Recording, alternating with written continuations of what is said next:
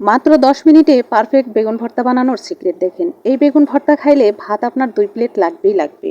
আসসালামু আলাইকুম, সবাই কেমন আছেন? আশা করি সবাই ভালো আছেন। নতুন আরেকটা ব্লগ ভিডিও নিয়ে চলে আসলাম আপনাদের মাঝে। আশা করি আজকের রেসিপিটা সবারই ভালো লাগবে। আজকে সকালে আমি সবাইকে জিজ্ঞেস করলাম তোমরা সবাই কি দিয়ে ভাত খাবে। সবাই এক কথায় উত্তর দিল আজকে গরম গরম ধোয়া ওঠা ভাত আর বেগুন পোড়া ভর্তা দিয়ে সবাই ভাত খাবে। তো কি করার, তাই দেরি না করে 2 পট চাল মেপে চালগুলো সুন্দর এবং পরিষ্কার করে ধুয়ে আমি মাটির চুলায় আজকে রান্না করব, তাই মাটির চুলায় চালগুলো বসিয়ে দিলাম। এরপর আমি চালটা বসিয়ে দিয়ে চুলায় আগুন ধরিয়ে দিলাম। আর এখন আমি বাংলার লাকড়ি দিয়ে রান্না করব, যেটা দেখতেই পাচ্ছেন। তারপর আমি বেগুনগুলো কেটে কুটে সুন্দর করে রেডি করে নিব। বেগুন কাটতে গিয়ে দেখি বেগুনের ভিতরে পোকা, তো কি করব, পোড়ার চিন্তা ভাবনাটা একেবারে মাথা থেকে ঝেড়ে ফেললাম। এখন সুন্দর করে বেগুনটা কেটে ভেজে নিব। বেগুন পোড়া তো আর হলো না, বেগুনটা পোড়া পোড়া করে ভেজে নিব। তাই আমি বেগুনগুলো ছোট ছোট টুকরো করে কেটে নিচ্ছিলাম এবং ভিতরে যত পোকা টোকা ছিল সেগুলো বেছে বেছে পরিষ্কার করে নিচ্ছিলাম। কয়েকটা বেগুনে পোকা ছিল না, একদম ফ্রেশ ছিল, তবুও আমি বেগুনগুলো টুকরো টুকরো করে কেটে নিলাম। পোকা বেগুনের ভর্তা কিন্তু বেশি মজা লাগে, কারণ এটা বিষমুক্ত। আর যে বেগুনে পোকা থাকে না সেটা বিষযুক্ত। আমার বাড়িতে সব সময় বেগুন গাছ থাকে, আর বাড়িতে লাগানো সবজি গাছের সবজির মজাই আলাদা। আর আমাদের বাড়িতে সব ধরনের সবজি গাছই আছে, যেটা মাঝে মাঝে আপনারা আমার ভিডিওতে দেখতে পান।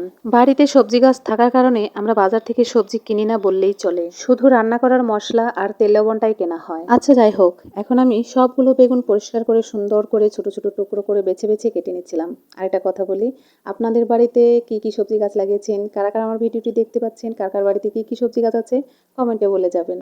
তরিতরকারির গাছের বিষয়ে যদি কারো কোনো টিপস লাগে আমাকে জিজ্ঞেস করবেন, আমার সাথে শেয়ার করবেন, আমি বলে দেবো। এদিকে আমার বেগুন কাটা শেষ।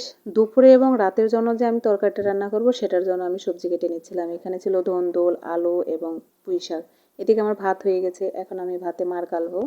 আগে আমি মার ঝরাতে পারতাম না, এখন শ্বশুরবাড়ি গিয়ে বিয়ের পর সবকিছু শিখে ফেলেছি। কোনো কিছুই আর এখন কষ্ট হয় না, সব ইজি হয়ে গেছে। একবার আমার 2টা হাত পুড়ে গিয়েছিল। দেখেন আমার বেলি ফুল গাছের বেলি ফুল দুটি কি সুন্দর দক্ষিণা হাওয়ায় দুলছে। এখন আমি শুকনা মরিচ এবং রসুনগুলো সুন্দর করে পোড়া পোড়া করে ভেজে নিব। যে কোনো ভর্তায় আপনি শুকনা মরিচের সাথে যদি রসুন ভেজে দেন বা পোড়া পোড়া করে দেন তাহলে ভর্তার স্বাদ দ্বিগুণ হয়ে যায়। এরপর আমি বেগুনগুলো দিয়ে দিব, সাথে একটু পানি আর লবণ দিয়ে সুন্দর করে সিদ্ধ করে নেব। সিদ্ধ হয়ে গেলে আমি বেগুনটাকে সুন্দর করে পোড়া পোড়া করে ভেজে নেব। আর যখন বেগুনটা পোড়া পোড়া করে ভাজা হচ্ছিল, কি সুন্দর একটা যে ঘ্রাণ আসছিল। সবকিছু করা শেষ, এখন আমি ঘরে যাব। আর এখন আমি চলে আসলাম সেই স্পেশাল জায়গায় যেটা দেখেই জিভে জল এসে যায়। এখন আমি পেঁয়াজ, শুকনো মরিচ ভাজা, রসুন সব কিছু সুন্দর করে হাত দিয়ে ম্যাশ করে নেব। আর এই সময় যে সুন্দর একটা ঝাঁঝালো ঘ্রাণ আসে, কি বলবো, এটা দিয়েই মনে হয় যে 1 প্লেট ভাত খেয়ে নেই। তারপর আমি সরিষার তেল মাখিয়ে নিলাম। সরিষার তেলটা মাখানোর পর জাস্ট ওয়াও। এখন আমি বেগুনগুলো দিয়ে সুন্দর করে ম্যাশ করে নিব। আর আমার বাড়ির পিচ্চিরা কিন্তু বেগুন ভর্তা দিয়ে ভাত খাওয়ার জন্য রেডি হয়ে বসে আছে। কিন্তু দুঃখের বিষয় একটাই, কাউকে দেখানো যাবে না। ভিডিওতে কাউকে দেখানো যাবে না, ভিডিওতে দেখানো নিষেধ, তাই আমি কাউকে দেখাতে পারি না, দুঃখের বিষয়। আমি বেগুনটাকে পেঁয়াজ মরিচের সাথে সুন্দর করে ম্যাশ করে নিচ্ছি। যত বেশি ম্যাশ করবেন তত ভর্তার স্বাদ দ্বিগুণ হয়ে যাবে। আপনি একবার দেখেন ভর্তার কালারটা, জাস্ট ওয়াও। এই ভর্তাটা দিয়ে আপনি 2 প্লেট ভাত খাবেন, আর দেখেই তো আপনার জিভে জল এসে গেছে।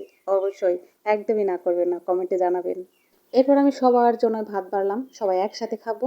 আমি সবার জন্য প্লেটে প্লেটে আলাদা আলাদা করে ভাত বেড়ে দিচ্ছিলাম, সবাইকে ভর্তা দিয়ে দিচ্ছিলাম। আজকে কিন্তু শুধু একটা ভর্তাই হবে, সবারই শর্ত ছিল একটা ভর্তা হবে, কারণ বেশি বেশি রান্না করলে তরকারি থেকে যায়, আর ওগুলো আমাকে খেতে হয়, বাসি কেউ খাবে না।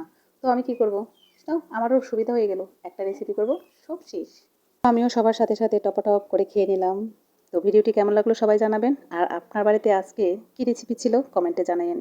না হলে এখনই বানিয়ে ফেলুন ঝাল ঝাল বেগুনের ভর্তা, ধোয়া ওঠা গরম গরম ভাত। সবাই ভালো থাকবেন, সুস্থ থাকবেন। আল্লাহ হাফেজ, টাটা।